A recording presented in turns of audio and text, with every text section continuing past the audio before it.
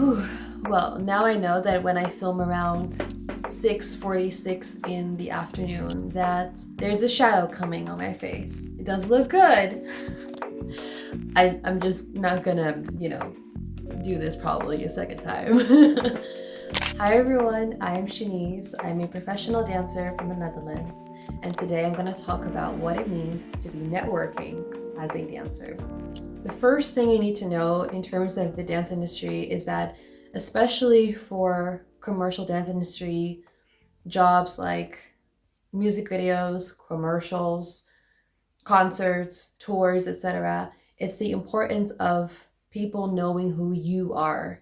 As in, yes, you want to create a network, basically all the people you know in your life, which also includes your family members, your friends, your neighbors.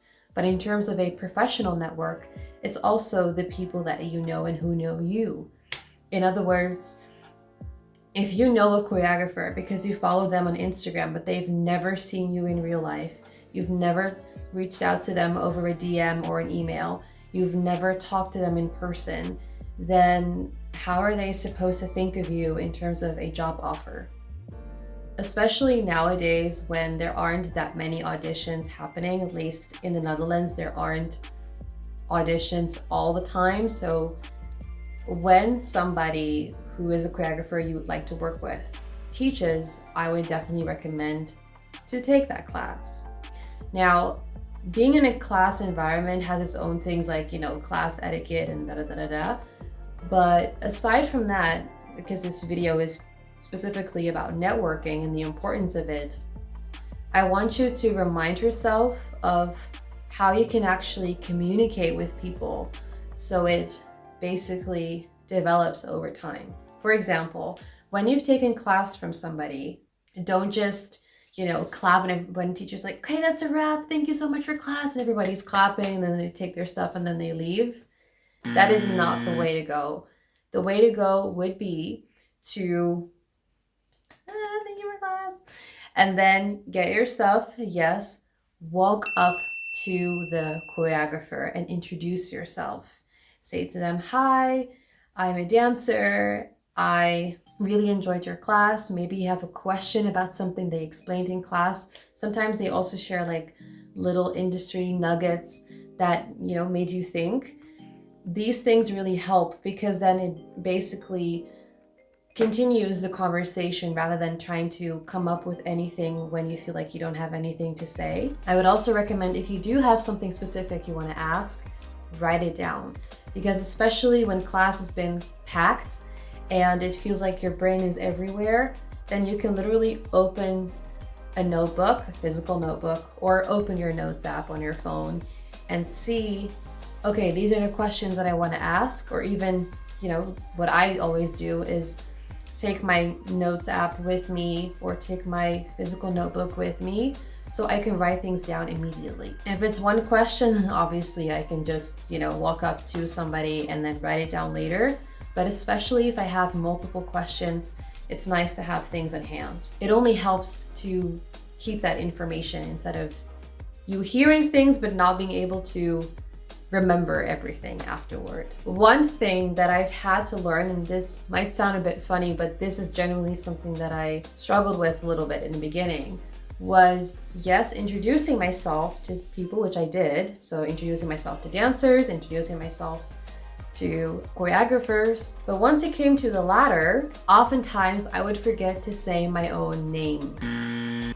So basically it would be like, hi, name of the teacher, I'm a dancer, da da da da, or hi, I really enjoyed your class. But what I wanted to achieve within that little conversation, that short conversation, was to let them know who I am. And that is not just my face. And now I have my hair in a bun, but obviously everything is red. So especially when my hair is like fully red, like, yes, you know what I look like.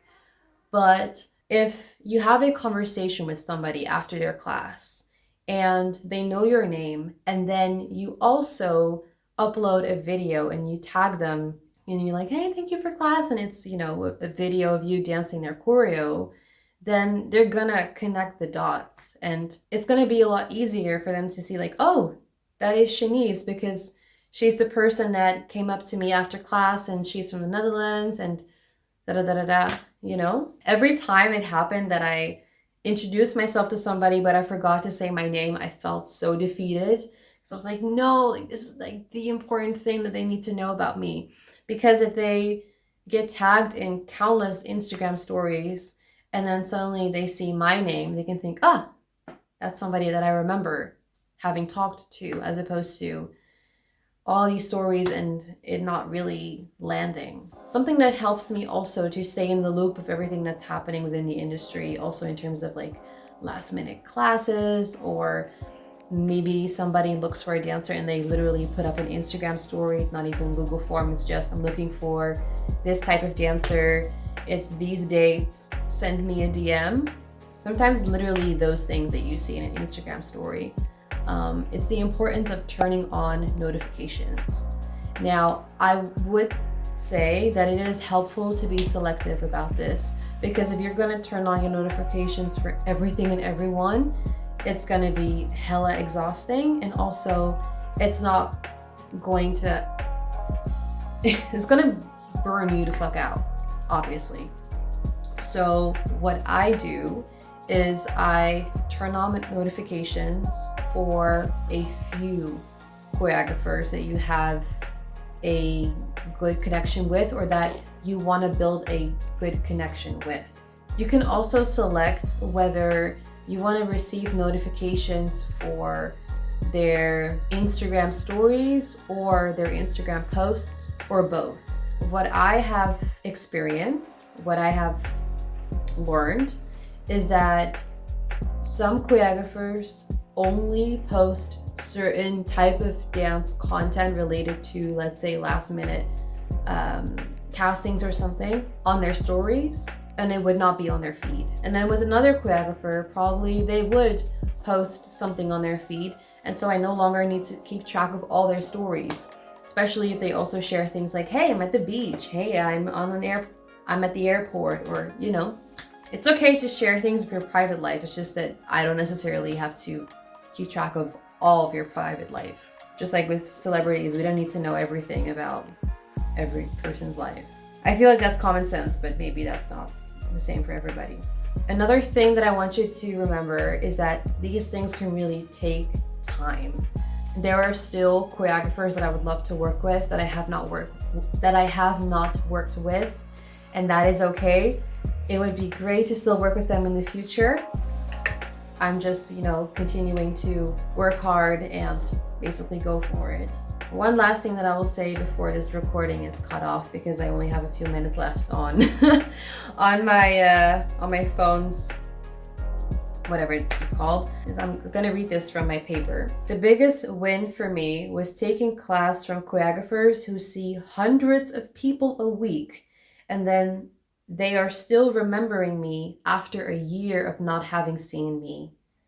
This means basically that I have succeeded at networking with somebody, staying in the loop of what they're doing, occasionally commenting on what they posted because of these notifications. And then by the time I see them again in person, they're like, oh yeah, that's Shanice from the Netherlands.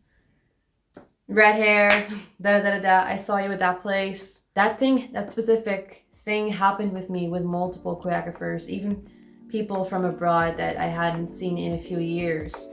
And then suddenly I was back in their class and they were like, yeah, I still remember you.